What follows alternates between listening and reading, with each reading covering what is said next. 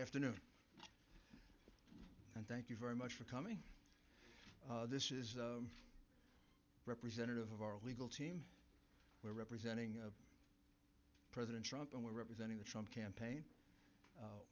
When I finish, Sidney Powell and then Jenna Ellis will follow me, and we will present in brief the evidence that we've collected over the last, I guess it is 2 weeks.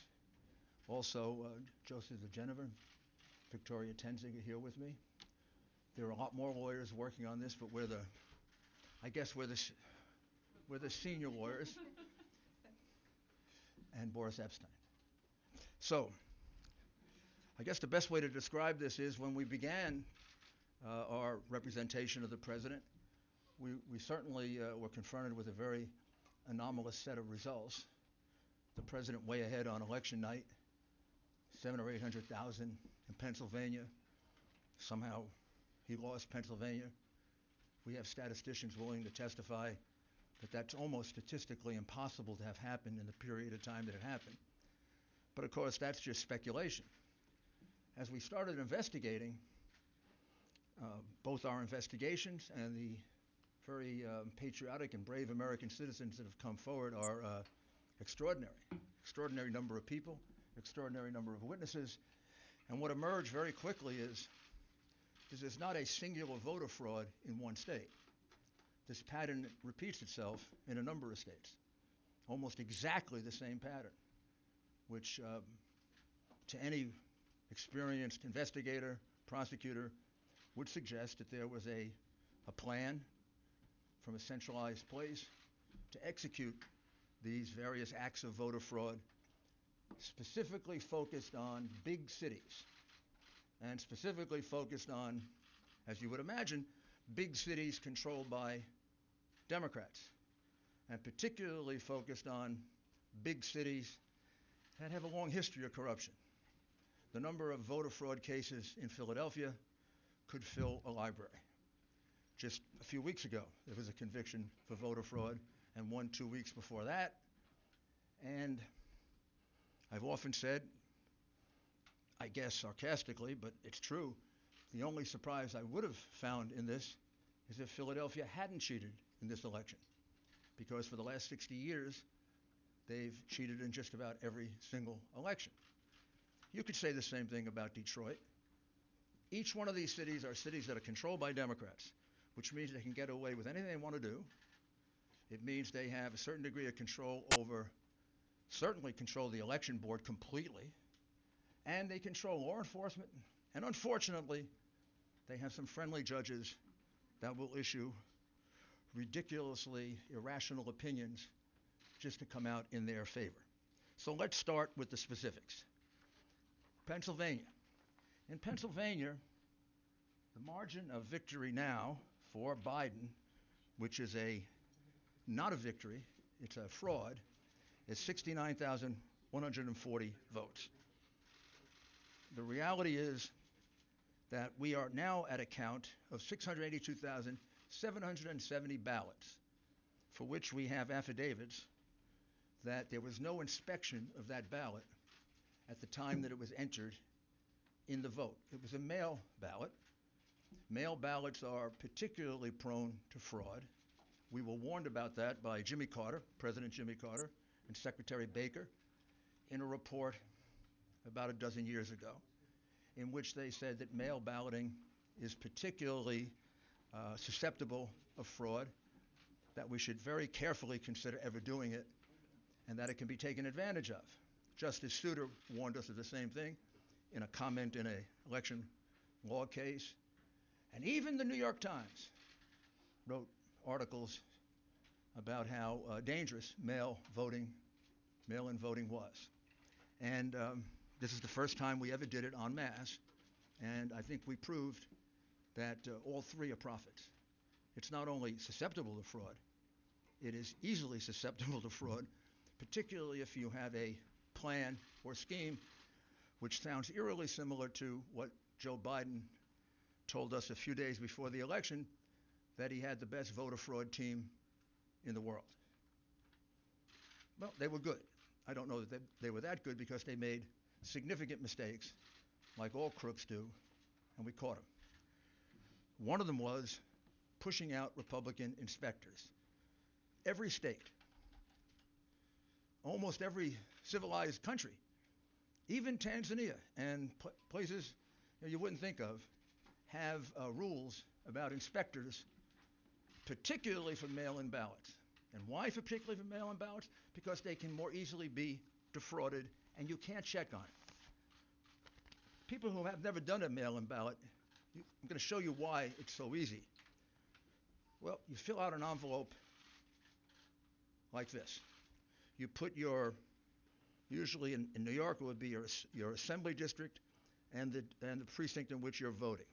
You fill out your name and your address, and you sign it. You then use an inner envelope, and you put the ballot inside the inner envelope. You seal it all, and you send it in. When it's being counted, almost invariably in the United States, up until the mass cheating that went on in this election, a Republican and a Democrat inspector, as well as others, if there are other parties, is allowed to watch the unsealing of this ballot. Used to go on all over America when we conducted honest elections. Because the only time you can ever find out if it's a fraudulent ballot is when it is looked at. The minute you approve this, it's thrown away, gone for eternity. The only thing left is the vote. That could have been Mickey Mouse. That could have been a dead person. That could have been not filled out properly. That could have been the same person 30 times. That could have been, and all these things have happened, by the way.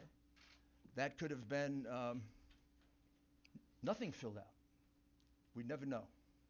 So, for example, the recount being done in Georgia will tell us nothing, because these fraudulent ballots will just be counted again because they wouldn't supply the signatures to match the ballots.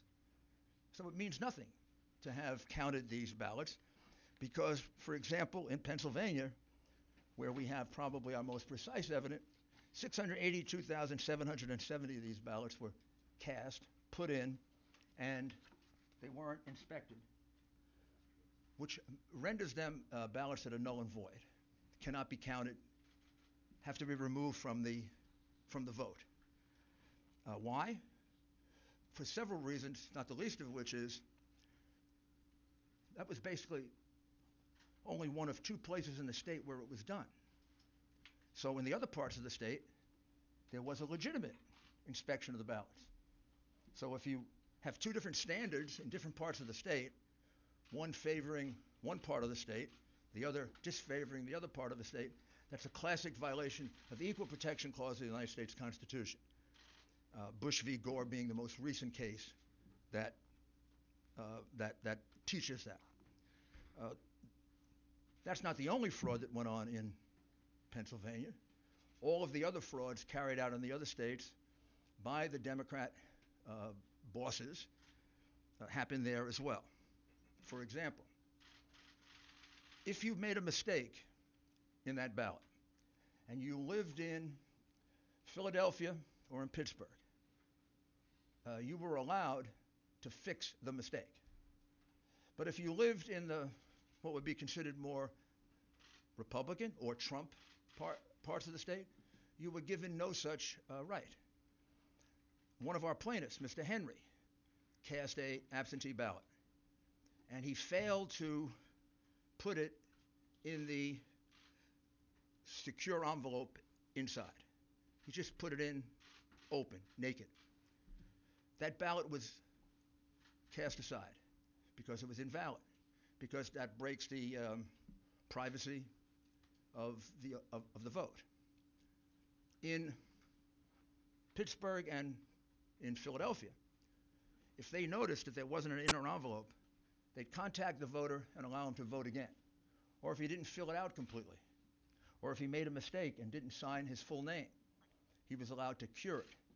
There is no such provision under the law of Pennsylvania. The Democrat Secretary of State made that up in order to maximize the votes in Philadelphia and Pittsburgh and to minimize the votes in the other parts of the state.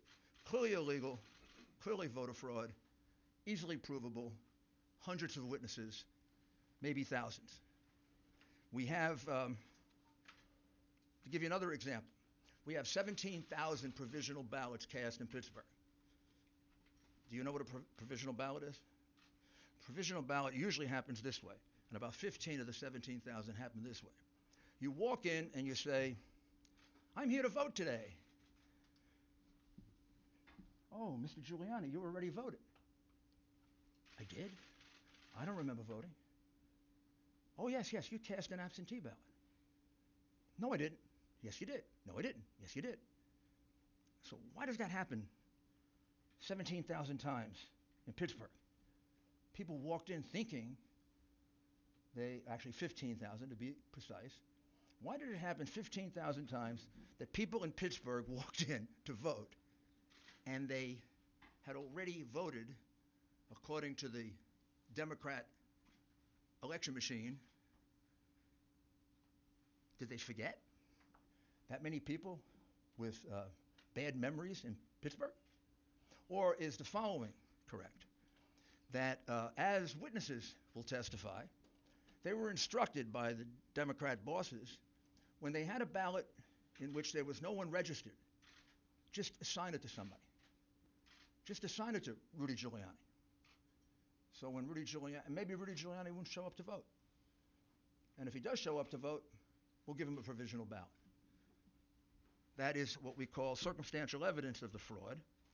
The direct evidence of the fraud are the people who will testify that, in fact, that's what happened to them, as well as the 50 to 60 witnesses we have for the way they were treated and not allowed to inspect the ballots.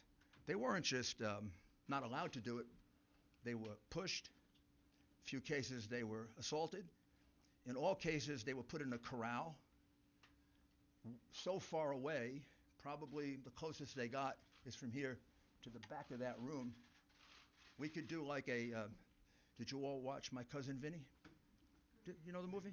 It's one of my favorite law movies because he comes from Brooklyn.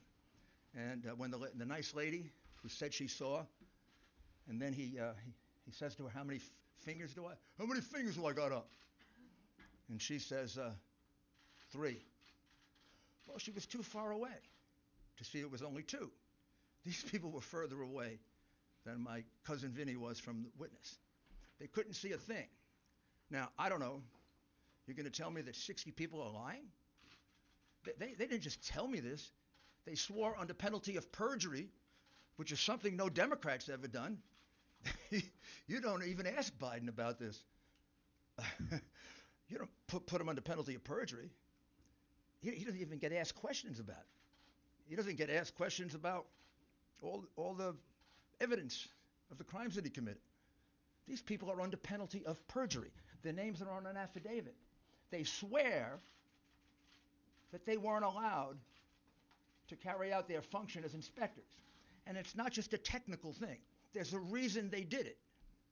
Why would you not allow people to carry out the function they've been allowed to do for 50 years, 60 years? Why wouldn't you allow inspections of those ballots? Because you knew you were going to use those ballots to catch Biden up. And you had a big road ahead of you. You had to catch him up for 700,000 to 800,000 votes that he was behind. And the only way you were going to do it was with the mail-in ballots. You couldn't have a Democrat and Republican inspector around. They don't even have Democrats watching it because they'd be afraid that there'd be honest Democrats who would say, you're cheating. So that takes us to Michigan, where there was an honest Democrat who said they were cheating. And we'll show you her affidavit, because I know you keep reporting falsely that we have no evidence, that we have no specific acts of fraud. That's because the coverage of this has been almost as dishonest as the scheme itself. The American people are entitled to know this. You don't have a right to keep it from them. You don't have a right to lie about it. And you are. I mean, you don't report to them that a citizen of this country, a very fine woman, who is willing to allow me to give you her name. I can't give you all these affidavits Because if I do, these people will be harassed, they'll be threatened, they may lose their job, they will lose their friends. We've lost lawyers in this case because they've been threatened. We've had lawyers that need protection. What's going on in this country is horrible, and the censorship that you're imposing is making it worse. But Jessie Jacob is an adult citizen and a resident of the state of Michigan. She's been an employee of the city of Detroit for decades. I know her age, but she can tell you her age. She was assigned to voting duties in September, and she was trained by the city of Detroit and the state of Michigan. She was basically trained to cheat. She said that I was instructed by my supervisor to adjust the mailing date of these absentee ballot packages to be dated earlier than when they were actually sent in. The supervisor made that announcement for all workers to engage in that fraudulent practice. That's not me saying that. That's this American citizen saying that under oath. I don't know. Maybe you could say she's lying, but you can't say there's no evidence. This is what we call evidence. This is direct evidence, not circumstantial. I tried many, many cases, as did all my colleagues here. You put a witness on a witness stand, the witness is testifying to their own knowledge. This witness goes on the witness stand and she will say, I was told to adjust the date on the absentee ballots. I witnessed election workers and employees going over to the voting booths with voters in order to watch them vote and coach them for whom to vote. Completely illegal. She will testify to that. I don't know. Biden's people can cross-examine her, but you can't just throw it away. Gee, there's no evidence. Next time you say that, you'll be lying. Because there is evidence. Oh, by the way, this is public. You can all get it. It's attached to the complaint in Costantino versus the city of Detroit. Then she was instructed by my supervisor not to ask for a driver's license or any photo ID when a person was trying to vote. Don't ask for identification. Why would you not ask for identification? Because you knew that a lot of people not entitled to vote were going to come in and early vote. Because you knew that illegal immigrants were going to be allowed to vote. You knew, if you lived in Philadelphia, unless you're stunad, that's an Italian expression for stupid, unless you're stupid, you knew that a lot of people were coming over from Camden to vote. They do every year. Happens all the time in Philly. It's about as frequent as getting beaten up at a Philadelphia Eagle football game. Happens all the time. All the time. And it's allowed to happen because it is a Democrat, corrupt city. And has been for years. Many, many years. And they carried it out in places they could get away with it. They didn't carry it out in neutral places. They didn't carry it out in Republican places. They didn't carry it out where the law is respected. They carried it out in a corrupt city where the district attorney releases criminals en masse, which is why it has so much crime. She also said, I observed a large number of people who came to the satellite location to vote in person, but they had already applied for and submitted an absentee ballot. So she observed a lot of people voting twice. Again, this is Jessie Jacob, not me. I was instructed not to invalidate any ballots and not to look for any deficiency in the ballots. Why would you do that? Because you're cheating. On purpose cheating. Intentionally cheating. You're cheating as an institution. This is an instruction from the election commissioner or the employer to the worker. Don't look for any deficiencies in the ballots. I was instructed not to look at any of the signatures on the absentee ballots. If she was instructed not to look for any of the signatures on the absentee ballots, why the heck do you sign it in the first place? in order to identify it. She was instructed not to do that because many of the absentee ballots were fraudulent, and they knew that, and they didn't want to have a count of that. On November 4, 2020, I was instructed to improperly predate the absentee ballots when the receipt date was actually was after November 3rd, 2020. Now, this is really significant because Justice Alito of the Supreme Court instructed Pennsylvania that any ballot that comes in after 8 o'clock on November 3rd, 2020, had to be put aside and not opened because there's a question as to its legality and its constitutionality. What she's telling you is that they blatantly disregarded that order, that they took ballots that were marked the 4th and the 5th and the 6th, and they marked it down for the 3rd in blatant disregard of the order of the United States Supreme Court. This is I don't know if she's a Democrat or Republican. I assume if she's working for the city of Detroit that she's a Democrat. I assume, but I may be wrong. She's a citizen. I've never met her, never coached her. And I'd like you to note that it's signed under penalties of perjury. We have 100 more of these. I can't show them to you because those people don't want to be harassed.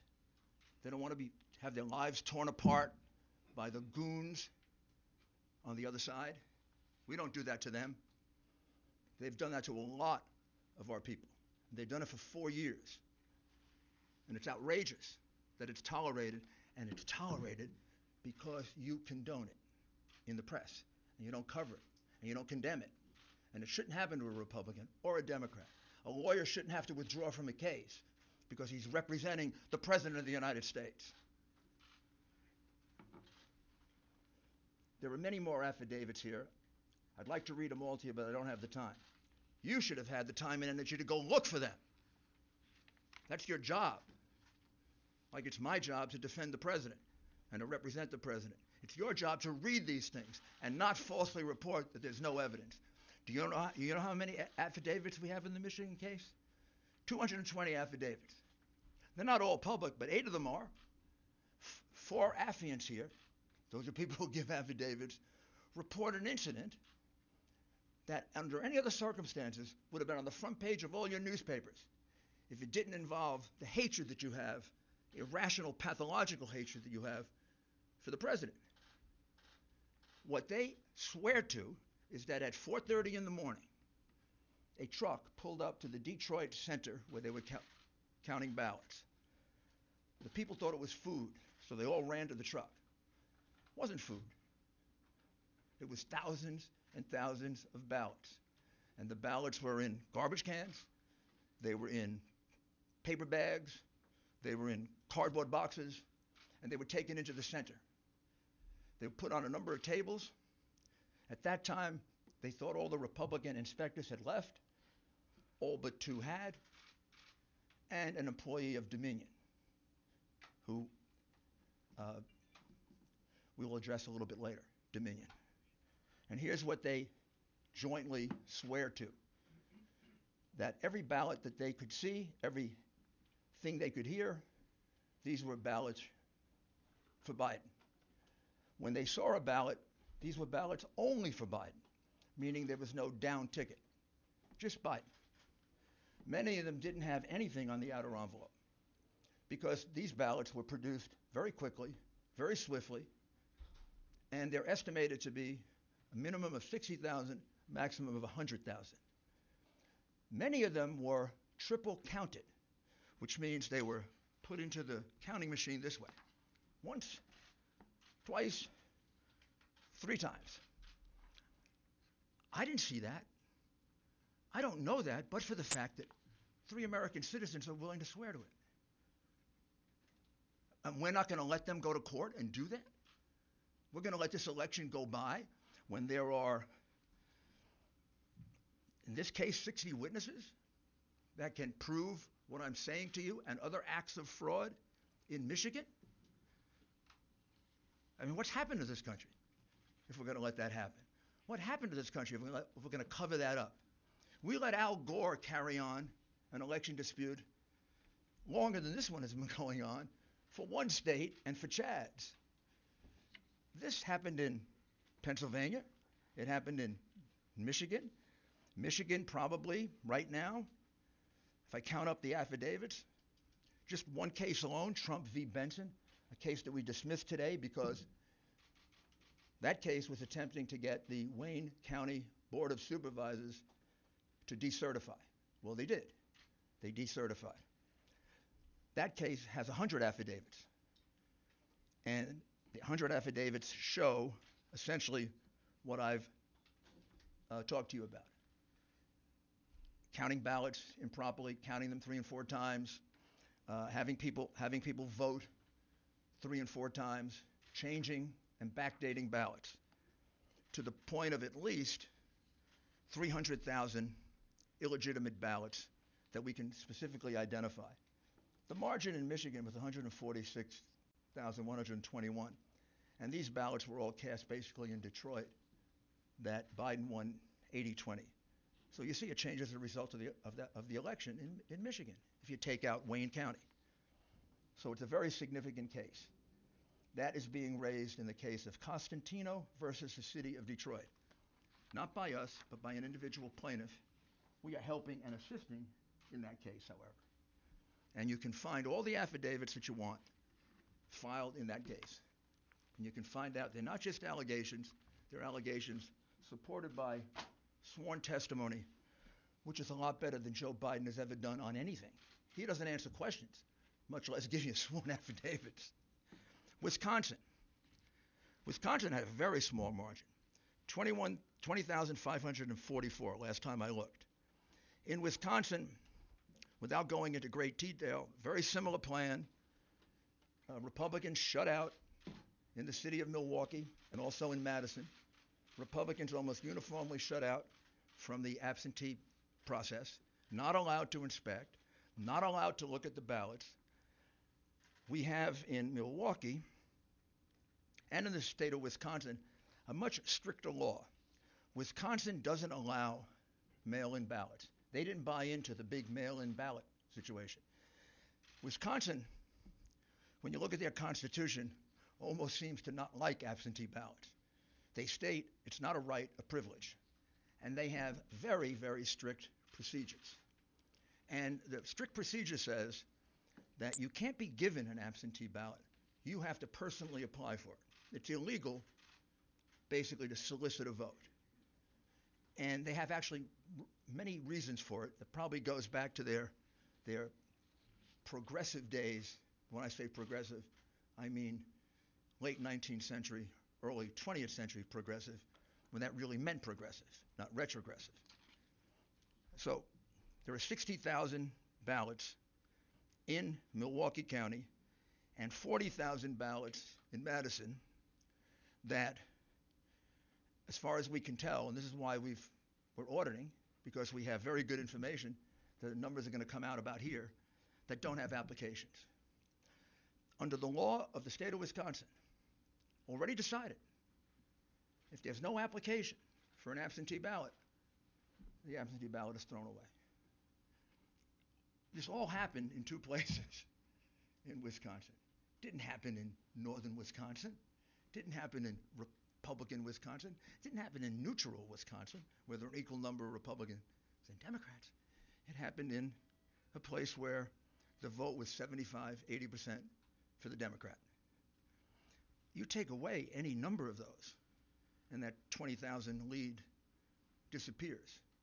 In other words, if you count the lawful votes, Trump won Wisconsin by a good margin. Indeed, if you count the lawful votes in Pennsylvania, he won it by about 300,000 votes. Also, in the lawsuit filed in Wisconsin, which is really a petition because of their procedures, there were no inspectors provided for the count of the illegal ballots. There were numerous backdated ballots. We're just counting them now, run over into the thousands. And there were many precincts in which there was an overvote. Now let me explain to you what an overvote is, which is something you should have explained to the American people, because it's about the clearest circumstantial evidence of massive fraud that you can have. An overvote is if 200% of the people who are registered in a district vote. Think about that. 200% of the registered voters in a district vote. What does that mean? That means somebody voted twice. That means somebody who's not entitled to vote voted, an illegal, a person from another city or state, a person who's not registered. But what it means is that those are illegitimate votes. You don't have an overvote of 200% or 300%. You don't have an overvote of 100%. Most precincts don't have 100% turnout. In fact, classically, it's considered to be an overvote if you go over 80%. Well, in Michigan and Wisconsin, we have overvotes in numerous precincts of 150%, 200%, and 300%.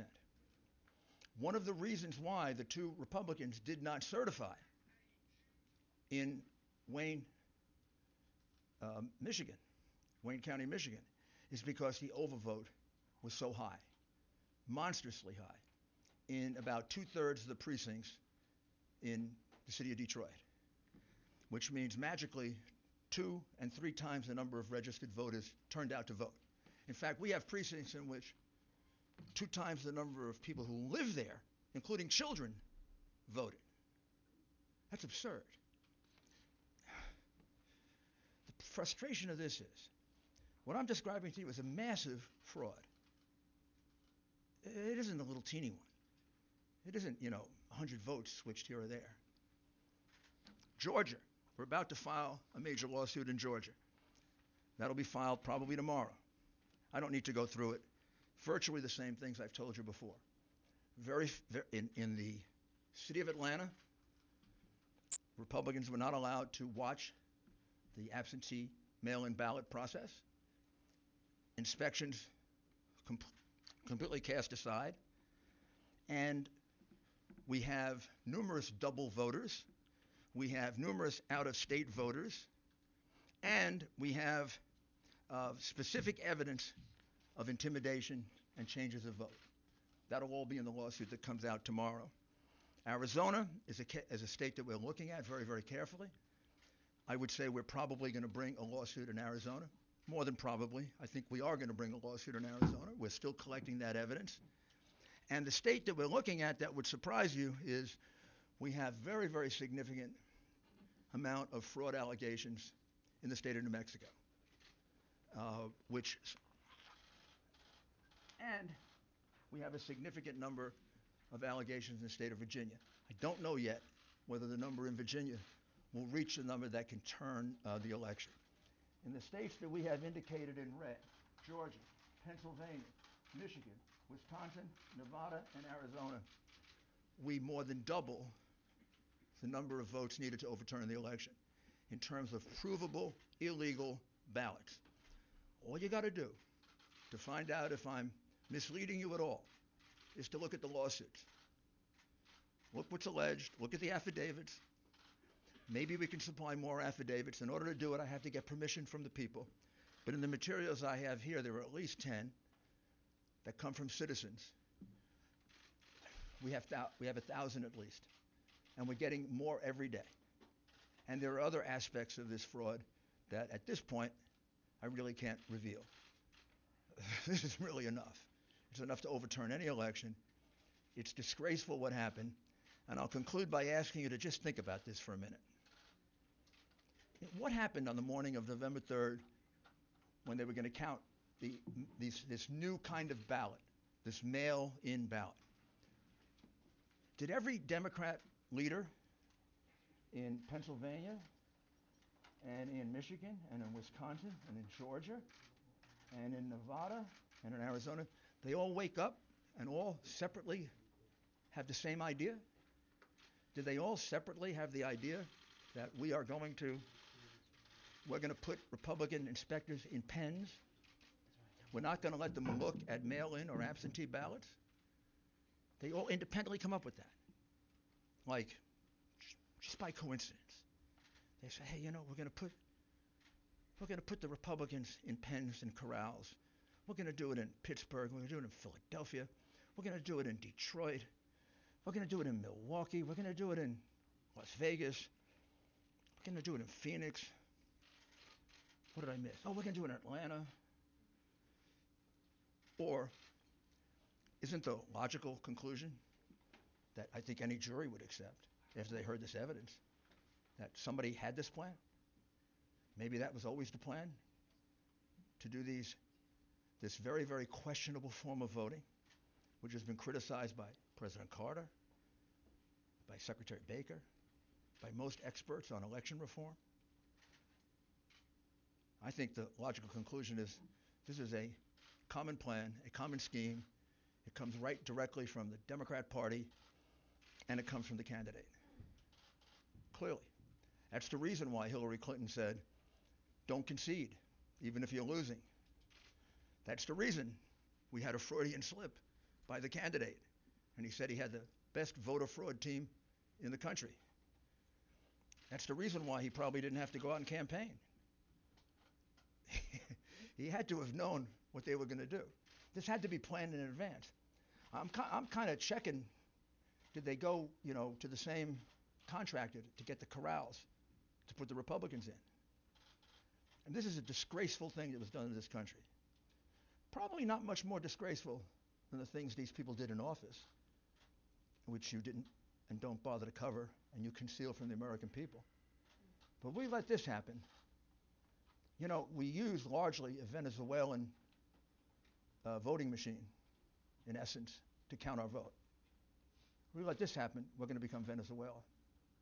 We cannot let this happen to us. We cannot allow these crooks, because that's what they are, to steal an election from the American people. They elected Donald Trump. They didn't elect Joe Biden.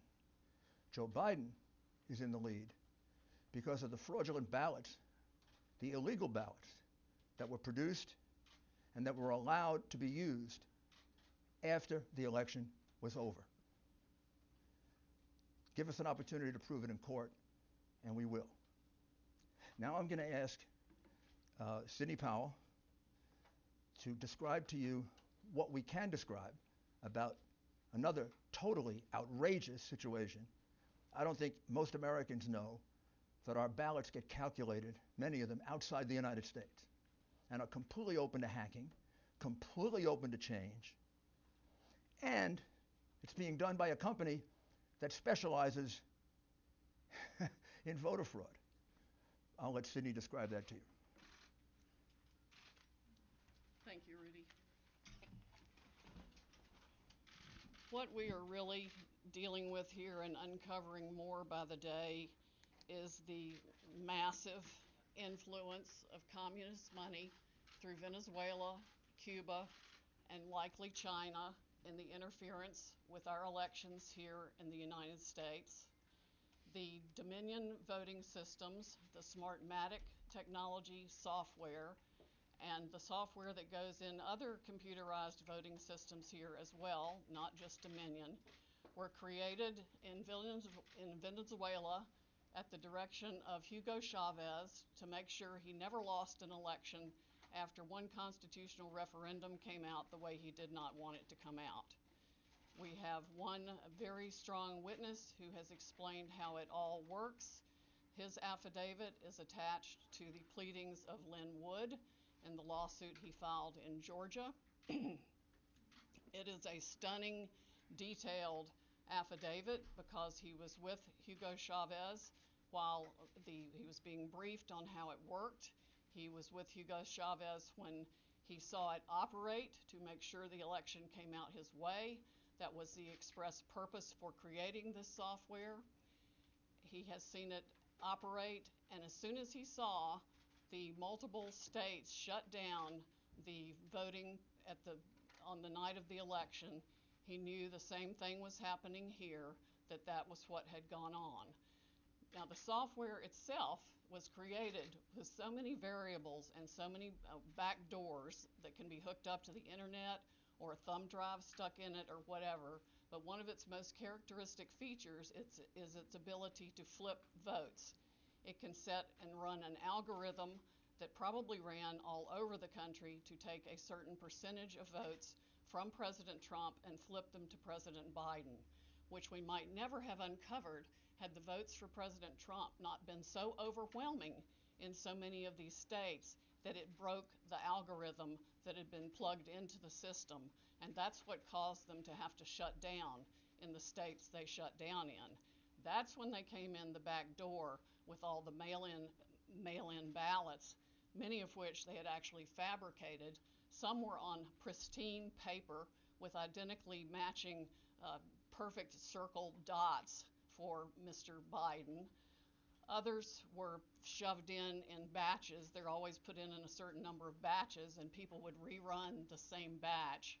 This corresponds to our statistical evidence that shows incredible spikes in the vote counts at particular times, and that corresponds to eyewitness testimony of numerous people who have come forward and said they saw the ballots come in the back door at that time.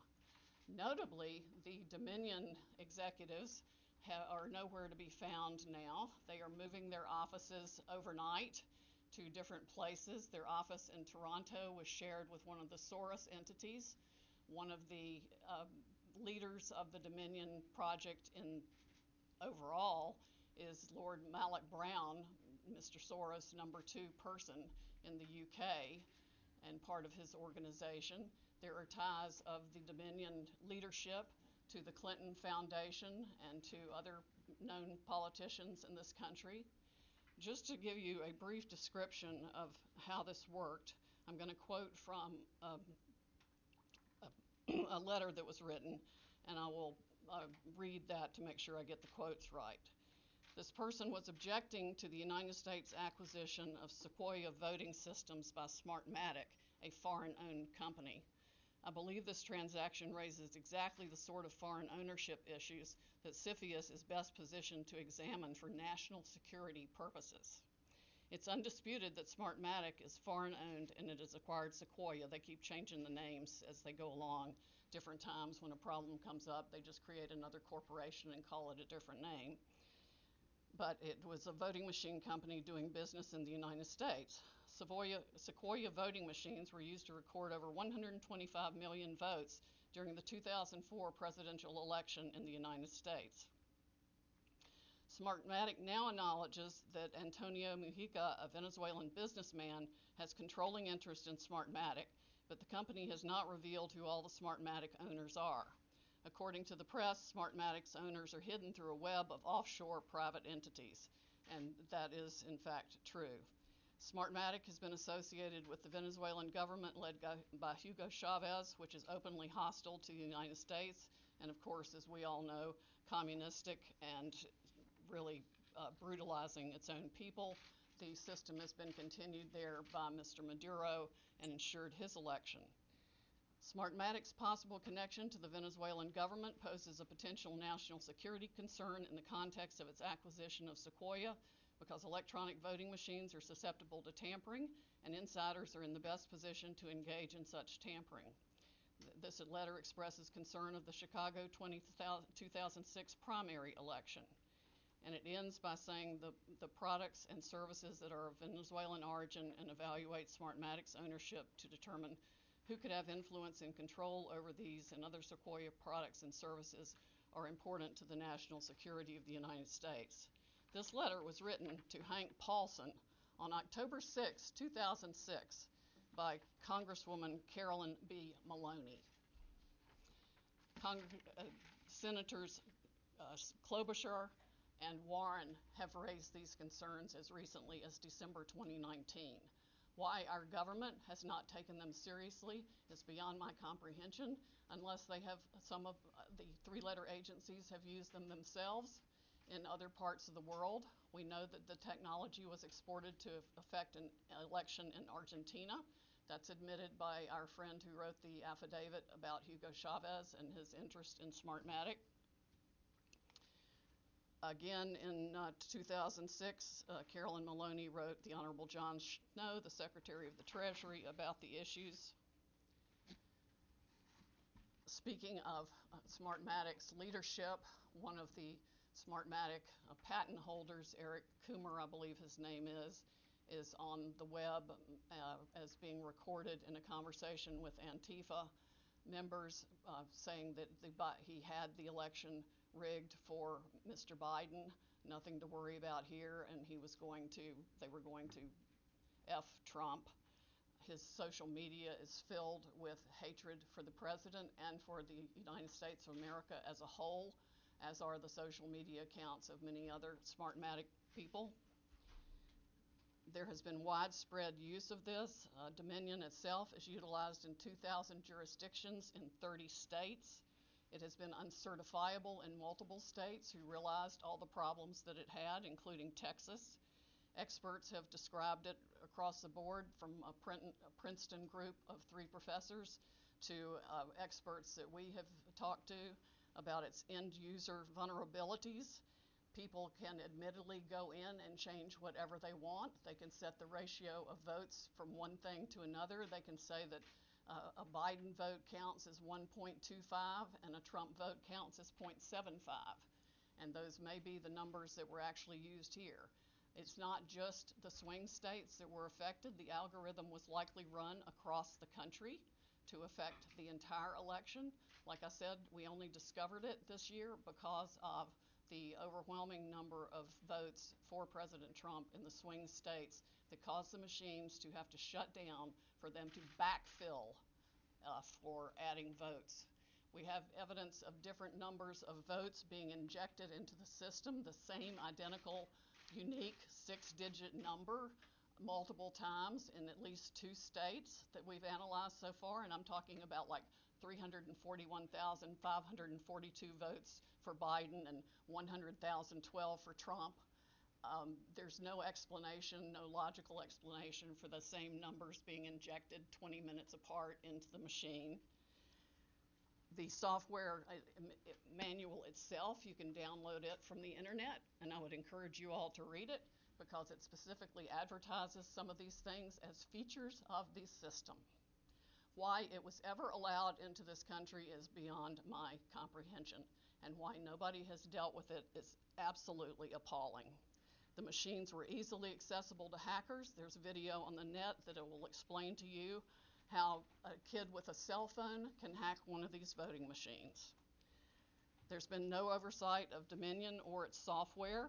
Workers in each county were trained by Dominion, but there's no evidence of any monitoring otherwise. We have testimony of different workers admitting that they were trained how to dispose of Trump votes and add to Biden votes. The software has a feature pursuant to which you can drag and drop any number of batches of votes to the candidate of your choice or simply throw them away. So we have mathematical evidence in a number of states of massive quantities of Trump votes being trashed, just simply put in the trash like you would on your computer with any file, and Biden votes being injected. That's addition to the flipping. I mean, it really happens in 2 ways. There's an algorithm that runs that automatically flips all the votes, and then each operator has the ability to go in, override settings. They can ignore a signature. They can ignore the top line of the ballot. They can go down ballot and select who they want to change the results for. The gentleman who founded Smartmatic, there's video of him on the internet explaining that yes, on at least one occasion he admits they changed 1 million votes with no problem. Many of the jurisdictions that have had this problem might not have known of the issues, but many did. And I think a full-scale criminal investigation needs to be undertaken immediately by the Department of Justice and by every state's equivalent, Attorney General's office or state investigatory unit, because there's evidence of different benefits being provided to the people who spent $100 million of taxpayer money at the last minute for their state to get the Dominion voting systems put in time for this election in different ways. There's one person that a lawyer told me got, quote, election insurance, meaning that he would be able to make sure he was elected I'm sure they explained that feature in detail to many people who expressed interest in putting this voting system in. Texas denied certification of the Dominion system in 2019, but there are no doubt issues with the software that Texas did use, unbeknownst to Texas, I would imagine, since they went to great trouble to examine the Dominion systems and reject them. But other software, the source code that does the alterations is embedded, we have been told, in the source code all across the country in all the voting machines. There's no doubt it has been used to alter elections in other countries. We know specifically that Venezuela exported it for that purpose to Argentina and other Latin American companies to make sure that the corrupt rulers who were willing to pay the highest price for being in office were allowed to rig their elections. This is stunning, heartbreaking, infuriating, and the most unpatriotic acts I can even imagine for people in this country to have participated in any way, shape, or form. And I want the American public to know right now that we will not be intimidated. American patriots are fed up with the corruption from the local level to the highest level of our government, and we are going to take this country back.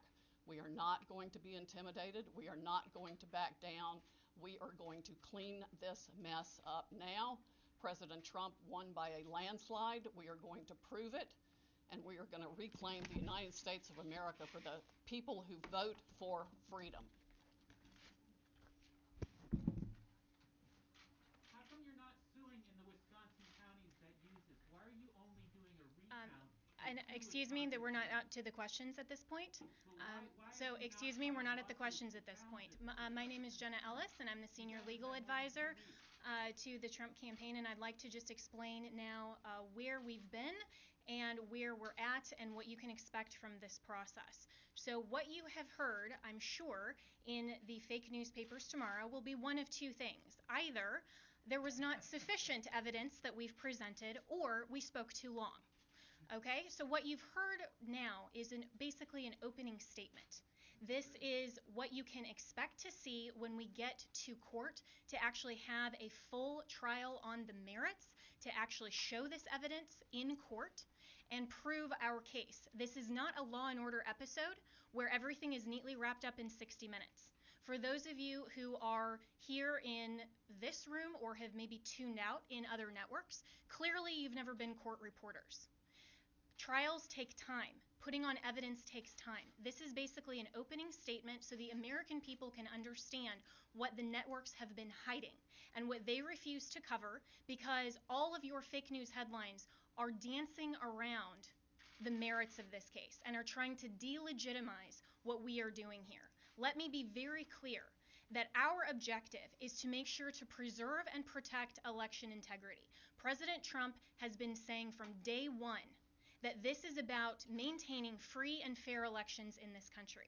It is not about overturning an outcome. It is about making sure that election integrity is preserved, and every American should want that.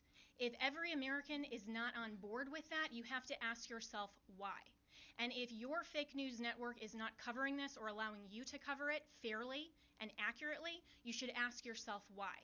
This is absolutely a legitimate legal basis. We have been asked to provide an entire case that generally would take years in civil litigation. I've been a prosecutor. I have tried cases with far simpler facts.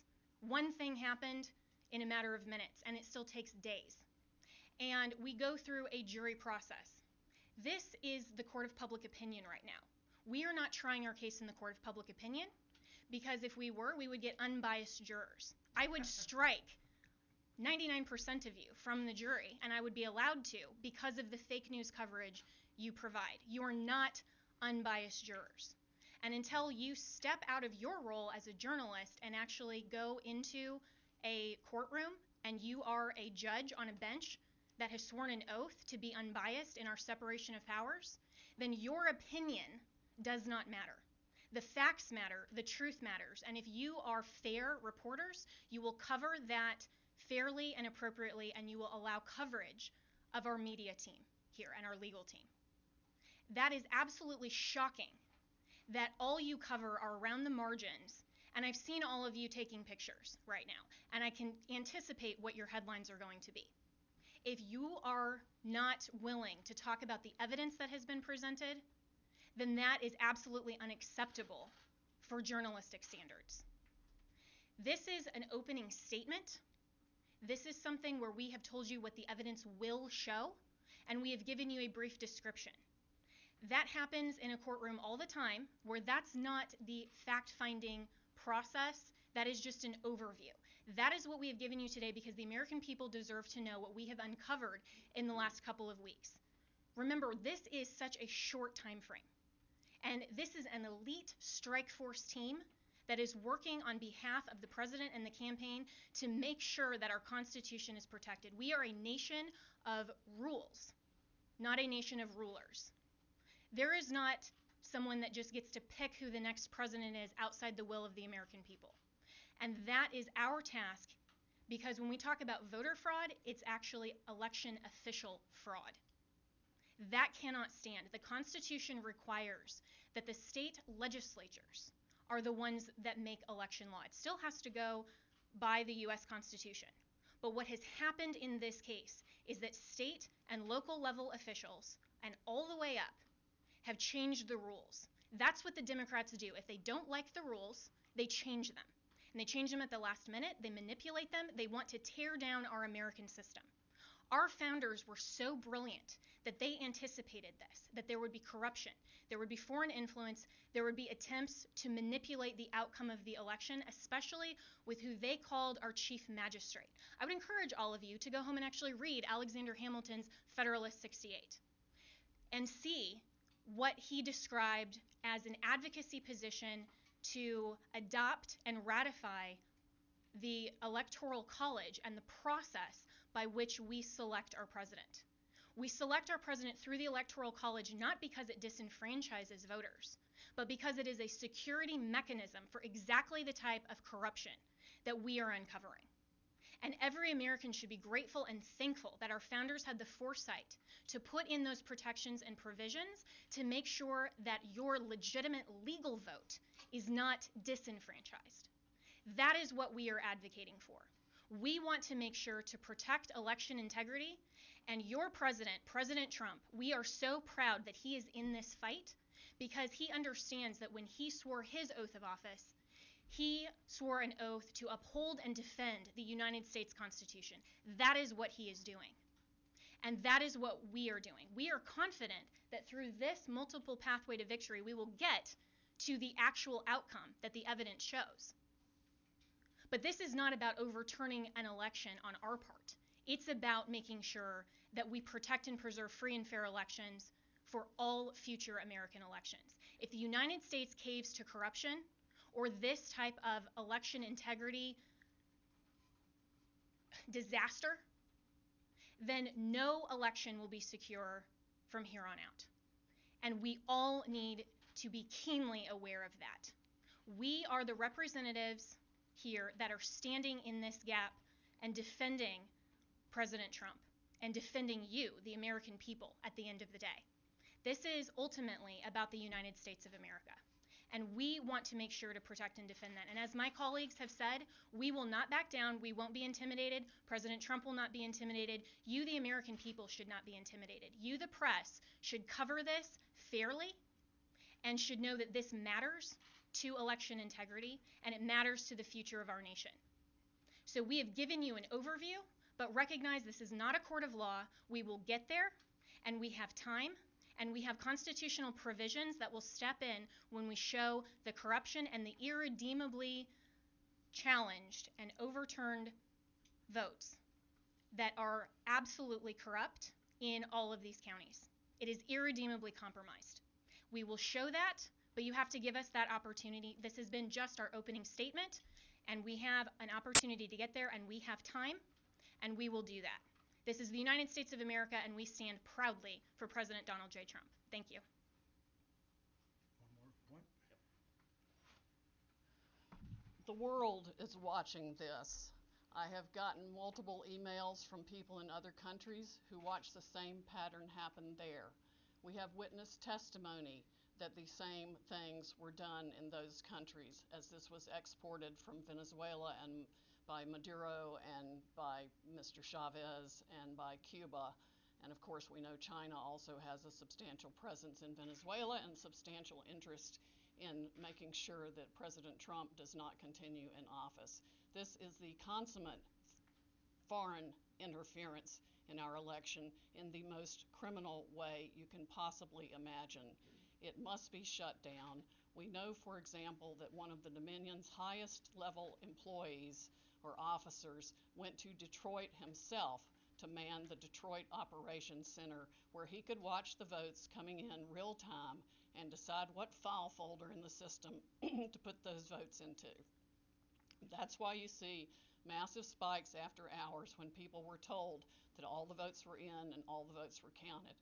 Many Dominion employees have already reached out to us to tell us the truth. They are Americans who want to ensure election integrity like we do. I would encourage every Dominion or Smartmatic employee who is fed up with the corruption in this country to come forward as soon as possible, because these are serious federal offenses that I am confident the Department of Justice will be in pursuit of in very short order if they are not already.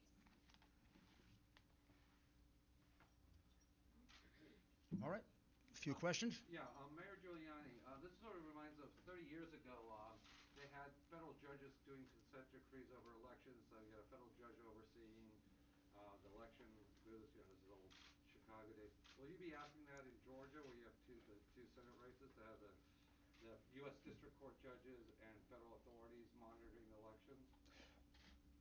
I can't say what's going to be done in about. Montgomery County, we have sort of a Operation Grey I'm Lord. sorry, in what county? Montgomery County, Pennsylvania, Yes. next to Atlanta, there's sort of an Operation Grey Lord Mhm. going on. I don't know if you were Yep. informed of that. I know about it.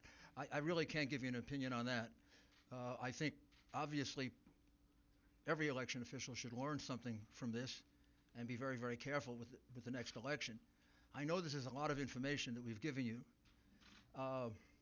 probably because we're frustrated with what we keep reading and hearing in the censored press, which is that we have no evidence, we have no specifics, we have no backup of what we're saying, and you largely ignore the affidavits that are filed.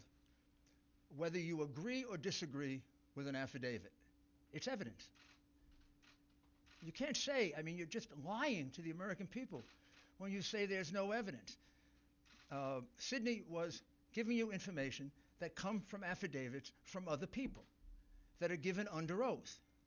I was explaining things to you from affidavits that come from other people, American citizens, who swear under oath that they saw 100,000 ballots come in and that they were all for Joe Biden, and that I should point out, now that Sydney has spoken, that those happened just around the time that the Dominion or Smartmatic people called a halt to the election. And then you can also trace it with a very big spike in the vote count at exactly that time. Right up. So what we're telling you is supported by evidence. And we're going to have to present these because of the procedures that exist according to the different voting laws of the different states. For example, you asked us about Wisconsin. We have to first create a contest in Wisconsin before we can move to bringing a fulsome federal lawsuit. The contest, from everything I can see, is going to overturn the vote because it's going to show somewhere around 100,000 illegal ballots in two counties that Biden carried by 75, 80%. And you know how close Wisconsin is. And what I'm talking about is the absentee ballots for which there were no applications. And that's not just a small matter. The reason for the application and the reason to keep all these things together is precisely to avoid what the Democrats did in this election, which is to misuse the absentee ballot process and the mail-in ballot process in order to cheat. So they really cheated in two respects. They cheated with the machines. Instead of asking me, are we going to bring a lawsuit in Wisconsin, which we will if we have to, you should have asked me, and you should be more astounded by the fact that our votes are counted in Germany and in Spain by a company owned by affiliates of Chavez and Maduro. Did you ever believe that was true? Did any of you here believe that that was possible? Of course it's not. Of course it shouldn't be possible. I don't know if we're going to have time to develop all that in time to fill the requirements of all these cases. We have enough evidence without that to overturn this election. We have it from the affidavits of American citizens. But that's a matter of national security that we're talking about now. Very, very serious matter of national security. Please don't make light of it. And don't act like you knew it. Don't act like it isn't a surprise. If that's not a headline tomorrow, then you don't know what a headline is. There isn't a single person in this country that would have believed that we have states that are stupid enough to have our vote sent out of this country. You couldn't possibly believe that the company counting our vote, with control over our vote, is owned by two Venezuelans who were allies of Chavez, are present allies of Maduro, with a company whose chairman is a close associate and business partner of George Soros, the biggest donor to the Democrat Party, the biggest donor to Antifa, and the biggest donor to Black Lives Matter. My goodness, what do we have to do to get you to give our people the truth? Yes. Thank you, Giuliani. My name is Liz Willis with RSBN. Some on this legal team have mentioned before that people close to the Trump campaign are pressuring them to drop the investigation into Dominion. Can you go further into detail and tell us specifically who those people are? Also, if it's possible, can you tell us if they work with some of our powerful defense groups in the United States, such as the CIA? The last part was, do they work With defense groups. with defense groups and the CIA? First, I'm in charge of this investigation with Sydney and the people that you see here. There's been no pressure to stop investigating Dominion. No one's In fact, there's pressuring y'all to stop. there's pressure to go as fast as we can. I mean, I think there was uniform shock when we first heard it. I think when I first heard it, I didn't believe it until Sydney showed me the documents. And in fact, I feel kind of stupid, and you all should, because all you had to do is go online and find out that Smartmatic is owned by Venezuelans close to Chavez. You can Google it. Well, unless they take it down. I preserved it, so you can find it. Not, and by the way, the Coomer character, who is close to Antifa, took off all of his social media. But we kept it. We've got it. The man is a vicious, vicious man. He wrote horrible things about the president. He is completely biased. He's completely warped. And he specifically says that they're going to fix this election. I don't know what you need to wake you up to do your job and inform the American people, whether you like it or not, of the things they need to know. This is real. It is not made up. There's nobody here that engages in fantasies. I've tried 100 cases. I prosecuted some of the most dangerous criminals in the world. I know crimes. I can smell them. You don't have to smell this one. I can prove it to you 18 different ways. I can prove to you that he won Pennsylvania by 300,000 votes. I can prove to you that he won Michigan by probably 50,000 votes. When I went to bed on election night, he was ahead in all those states, every single one of those states. How is it they all turned around? Every single one of them turned around? Or is it more consistent that there was a plan to turn them around? And since there are witnesses who say there was a plan to turn them around, and it kind of begs credulity to say that it all happened in every single state, my goodness, this is how you win cases in a courtroom. Is it your goal here to pressure officials and lawmakers in these battleground states to block or delay certification so the GOP can pick their own electors? Is that the end game here? Our goal here is to go around the iron curtain of censorship that, what publication are you with? CNN. It's to go around the outrageous iron curtain of censorship and get facts to the American people that if you were a fair and honest network, you'd have been reporting for the last 2 weeks. These are facts.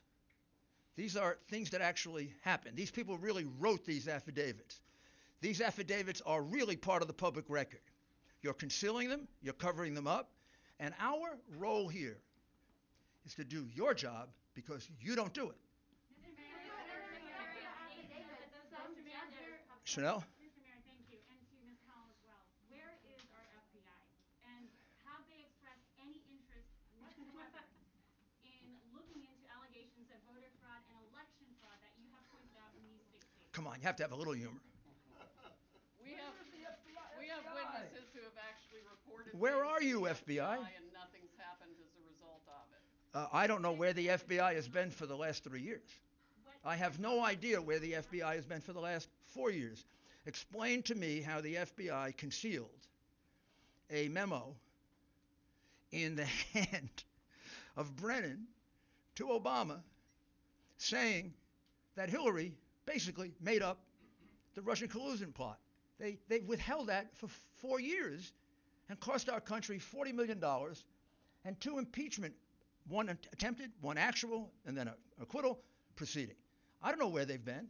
I don't know where they were on the hard drive. They got it 10 months ago. There are clear crimes revealed on it. Didn't do anything with that. I don't know where they are now. Our country has had its ballots counted, calculated, and manipulated in a foreign country with a company controlled by friends of an enemy of the United States. What do we have to do to get the FBI to wake up? Maybe we need a new agency to protect us. I have no idea. If I may speak for just a minute. In terms of the level of corruption we are looking at here, we have no idea how many Republican or Democratic candidates in any state across the country paid to have the system rigged to work for them. These people didn't do this just to take control. They make one heck of a lot of money off of it. Think about the global interests behind your own news organizations. Think about the pressure being brought to bear from the social media companies to shut down free speech on any challenge to the election. This is a massive, well-funded, coordinated effort to deprive we the people of the United States of our most fundamental right under the Constitution to preserve this republic that we all cherish. It is of the greatest concern. It is the 1775 of our generation and beyond. Sydney, speaking Yes. of our votes being held and processed, tabulated overseas, there's reports that there was a piece of hardware, possibly a server, picked up in Germany. Is that true, and is it related to this? That is true. It is somehow related to this, but I do not know whether good guys got it or bad guys got So it. we don't know who picked it up. Why Cindy, I have a are you question not on Cindy. requesting a This is recounts in Wisconsin where the counties that use Dominion systems? I can only hear one person at the time. I'm going to take the one with the hands raised. I'm with Just the News. Yes. On with outlets. So question for you, Sydney. First, on the issue of the machines, do you plan to have, are you seeking a court order to either seize or subpoena or just to gain access to any of these machines in any of these contested districts? Have you begun that process? And when can we expect a timeline on that? And then for you, Mr. Mayor, you mentioned in Wisconsin and in Michigan these issues of overvoting. Where can we learn more about this? You're saying 150, 200%? Up to 350% in some places. Where would we get access to that data? And then to what extent were those people who showed up to vote in person? Because in Michigan, for example, they did allow same-day registration. Yes, well, the same-day registration causes problems with the vote signature and the registration itself. That's a whole different system that makes it impossible, really, to validate the signature. I mean, one person could sign the same name. I could sign John Smith, I could sign Kay Smith, I could sign, on both things and run 50 ballots that way. and we've got some evidence of that being done as well. Rudy, do you want to speak to the other part of it? Sure. We have now 3 overvote analyses done. One for Pennsylvania, one for Michigan, and one for Wisconsin. We're in the process, oh, I'm sorry, Georgia. We're in the process of doing the others. I'll check to see if it's appropriate for us to make it public. Well, I imagine it is, but you could actually do it. yeah. You could do it yourself. A lot of the analysis comes from the real-time data that came through to the news medias the night and following the election. And some entrepreneurs out there have started crunching data themselves in addition to multiple experts who could easily recognize with the mathematical brain that I do not have the beyond explicable deviations to the point of mathematical impossibility that 186,000 votes come in at once, all for Joe Biden. That's like flipping a coin 186,000 times and it lands on heads every time. That does not happen. There is no reasonable explanation for the upshoots, the straight lines up. I'm not even talking about an angle. I'm talking about some massive straight lines up in the vote tallies in the middle of the night after they've supposedly stopped counting. And that's when the Dominion operators went in and injected votes and changed the whole system. And it affects votes around the country, around the world, and all kinds of massive interests of globalist dictators, corporations, you name it. Everybody's against us except President Trump and we the people of the United States of America. You've spoken of unleashing the Kraken. Is the country ready for this? I mean, Americans should be astonished at what you're saying here today. Is the country on the verge of an electoral breakdown? We've already had it. We have already had that electoral breakdown. But the Constitution, as Jenna explains, has provisions in it for how you fix this. And there should never be another election conducted in this country, I don't care if it's for local dog catcher, using a Dominion machine and Smartmatic software. We've got to have an American company that uses paper ballots that we can all verify so every one of us can see that our vote is our vote. Why are you not requesting recounts in Wisconsin counties that use Dominion software? You're requesting recounts in 2 counties that don't use the software at all. Because this case is not only about, remember, this case didn't begin with Dominion. This case began, and this case can be proven the old-fashioned way. It can be proven based on just good old-fashioned democratic tactics that go back to Mayor Daley in the 1960s when he held the vote back in Chicago so that he could elect John F. Kennedy. Or as recently as last year when they held the vote back in Palm Beach County and Broward County in order to see if they could steal that election for the Senate and governor, and then got caught manufacturing ballots. Democrats have been doing this for years on a small scale. When they passed the mail-in voter statute, which all of a sudden multiplied by 10 times the number of mail-in votes, they realized they could have a field day. They could do precisely what Jimmy Carter and Secretary Baker warned us about. All you have to do is own an election board, and you can get away with it.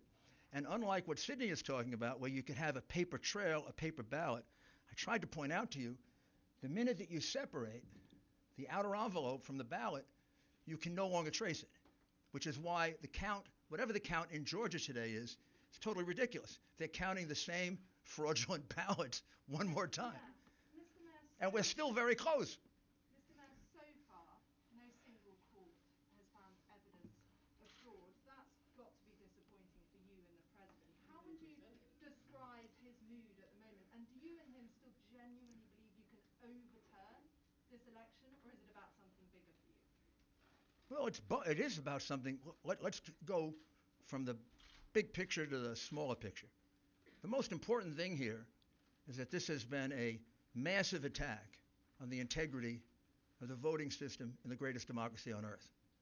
The people who did this have committed one of the worst crimes that I've ever seen or observed. One of the things we're the most proud of in this country is that we've been such a long-standing democracy based on the right to vote. They have trashed the right to vote. They've dishonored the right to vote. They've destroyed the right to vote in their greed for power and money. And there's no doubt about it. This was not an individual idea of 10 or 12 Democrat bosses. This is a plan. You would have to be a fool not to realize that. They do the same thing in exactly the same way in 10 big Democrat-controlled, in most cases, crooked city. And when I say crooked city, go look at how many of their officials have gone to jail in the last 20 or 30 or 40 or 50 or 60 years that they have dominated and destroyed those cities. They picked the places where they could get away with it. They picked the places where, whether or not Republicans testified to something, judges would just dismiss it because judges are appointed politically. And too many of them are hacks. They picked places where they could get a sheriff that refused to enforce a court order. When we got a court order that we could be 10 feet closer, our representatives were told, if you try to do it, I'll arrest you. You're painting a portrait of a national conspiracy, suggesting that Joe Biden was actually part of that. Part one, it began as a national conspiracy. Clearly, that evidence emerged very, very quickly. The minute I saw that it was the same thing in 10 states, just using logic, I said this can't be an accident. And then what I was surprised about is the dimension of it. I mean, not inspecting almost 700,000 ballots is astounding. If you're suggesting that Joe Biden was part of that conspiracy, I just wonder what your evidence is. Honestly, I don't know what Joe Biden is aware of or not aware of. And I mean that as a lawyer, not trying to be cute. I've watched him. I've observed him. I honestly don't know how much he's aware. I don't know how much he decides and how much things are decided for him. So Let me address one other thing to your question about the process. Your question is fundamentally flawed when you're asking where is the evidence. You clearly don't understand the legal process. What we have asked for in the court is to not have the certification of false results. And so to say, hold on a minute, we have evidence that we will present to the court. We haven't had the opportunity yet to present that to the court. We're giving you an overview and a preview of what we've discovered, but no court yet we've had that opportunity. So when we have we have fraud allegations pending. So what we've asked for are temporary restraining orders or injunctions to not certify false results. We're very happy that Michigan, the reason we dismissed that lawsuit today is because the Michigan county in Wayne County, they're not going to certify that because 71% of counties have inconsistent data. No person in this room or in this country should want states to rush through and coronate a president with false results. We have to make sure that the results are accurate. That's what we will prove. Two more questions. The Secretary of State says that can't actually happen, that those votes can't be rescinded, and that the certification in Michigan currently stands. The Secretary of State where? In Michigan. Yeah, well, there are problems in Michigan. Follow the money. Follow the political party, ma'am. I mean, you're actually seriously going to want me to take seriously the Secretary of State of Michigan? When the Secretary of State of Michigan never bothered to find out that the votes in her state were being counted in Germany by a Venezuelan company, and you want me to take her seriously or him seriously? I mean, I was in government. If I were the governor of that state, I'd fire everybody that was involved in this election. They didn't come and tell me that my state was going to be embarrassed, made a fool of, because I'm sending my votes of people in Michigan over to Germany to be counted by a company that is owned by people who are allies of Maduro and Chavez. By the way, Carolyn Maloney, who wrote that, is my congresswoman. A Democrat pointed that out. They didn't do the darndest bit of due diligence. If you bought a $10 million company, you would have done more due diligence than that. Maybe they're incompetent, or maybe they didn't want to know.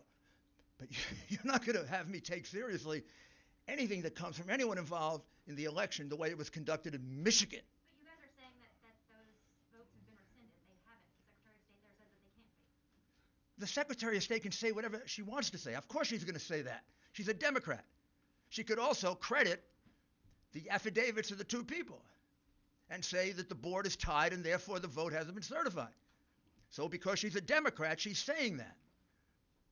Do you think she has any credibility, having run the kind of election they ran in Michigan?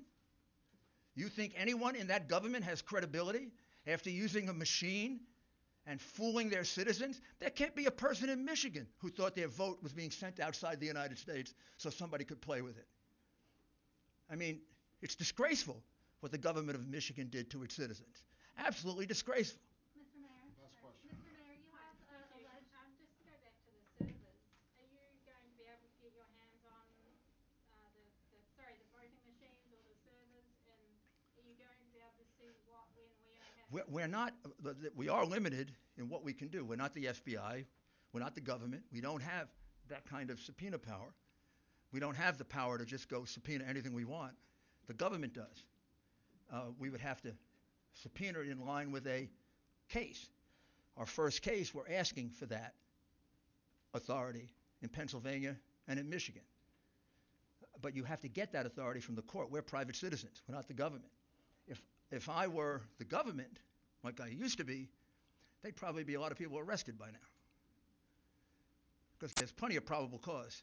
Plenty of probable cause. All right, thank you, everybody. No. We'll take. You alleged that Donald Trump has won by a landslide.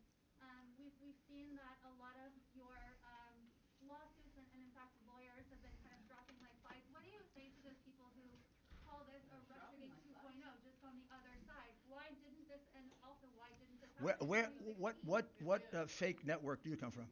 I don't come from a fake network. In fact, I am completely independent, have no one above my head. Oh my goodness. Well, first of all, our cases haven't been dismissed. We only have. Over 20. Look at the plaintiffs who were involved in this. It's not our case, ma'am. Don't lie to people. I'm saying, what do you say to Ma'am, you are lying. I think that You're lying. You're lying. Well, continue to lie. I'm not going to. kind of went way over their head. Ma'am. Okay. Let me answer the question. The answer to the question is, we don't have a lot of lawsuits. We only have 3. Our lawsuits have not been dropped all over the place. Okay. Well, you're a totally discourteous person. I'm going to finish my answer. So. I'm actually really nice. I'm going to finish my answer. The fact is we have very, very few lawsuits. The lawsuits you're talking about have been brought by private individuals and groups. Most of them were dismissed for lack of standing, probably correctly, because they were brought before the election took place. The election is now over. The only lawsuit we have withdrawn is the one where we got the relief that we wanted, and that's the one in Michigan. We also have another lawsuit in Michigan that will accomplish the other objectives of what we want to do in Michigan. So it's silly to have 2 competing lawsuits. The only lawyer that left a case left because he was threatened. His family was threatened. His children were threatened. And so was the other lawyer. Yeah, that's true. We have a little difficulty getting lawyers because our lawyers get threatened with being killed because of the ridiculous way in which you cover this and the ridiculous way in which you cover. You haven't seen how I've covered this. Now, I'm not talking about you. I'm talking about everybody, but I get a pretty good sense from the way you handle yourself, how you cover it. All right, we're finished with you now. One last question. One last question from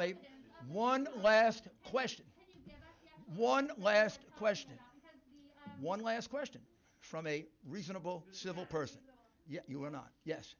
I'm not a reasonable person? No, her. She isn't. Okay, all right. Well, we'll find out. I'm from the Daily Caller, for the record. Oh, there we go. If the Great. courts don't let you present these cases like Jenna just said, will you give the entire bulk of the evidence to the media to review? And if so, when? Or are you going to drag this thing out like the Hunter Biden hard drive again? We're not going to drag it out. I mean, it's ridiculous for you to say we're dragging it out. Al Gore had a lot more time than we've had, and we've had 2 weeks to investigate. So that's also completely unfair to say we're dragging it out. Also, if we're going to present things in court, if we present it to you, judges are not going to be very happy with us. And finally, I have to tell you, our witnesses don't want to be exposed to the tender mercies of a vicious press. I have great difficulty getting those witnesses that I did reveal to allow me to do it. They don't trust you. They don't like you. They think you put their lives in jeopardy with the spin that you put on what's going on here and with the unfairness in which you cover it. It's not easy to reveal the things that they tell me. So the answer is no. The answer is I can't do it because I can't put a witness's life in jeopardy or a person who thinks their life in jeopardy. This woman tells me we have lawyers dropping out of the case. We have lawyers dropping out of the case because they're being threatened with destruction of their careers, destruction of their livelihood, and in some cases, destruction of their lives. That comes about because of the hysterical way in which you have covered Donald Trump and his administration. But we're going to change all that. We're going to go to court. We're going to prove it in court. I would love to release all the information that I have. I would love to give it to you all. Except most of you wouldn't cover it. A few of you would. And then we'd have half the American people probably informed. The censorship that is going on in this country right now by big tech and by big media is almost as dangerous as the election fraud that we're revealing. Maybe just as dangerous. We're headed to a very bad place. And it is not inappropriate that a Venezuelan company counted our votes. Thank you. Mrs. Falk, please allow the legal team to leave without effort. Thank you. Daily caller. And you got it right there. Rudy Giuliani giving a breakdown of what's happening. A lot of pissed off reporters and a lot of people here saying they don't know what the hell's going on. So stay tuned for more updates. Yeah, that was.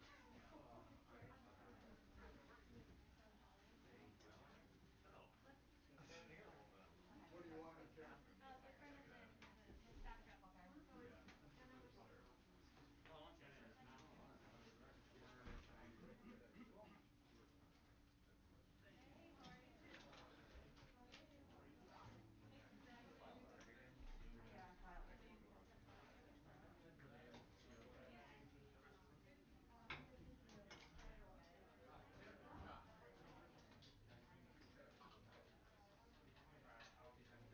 Here you go, Louise.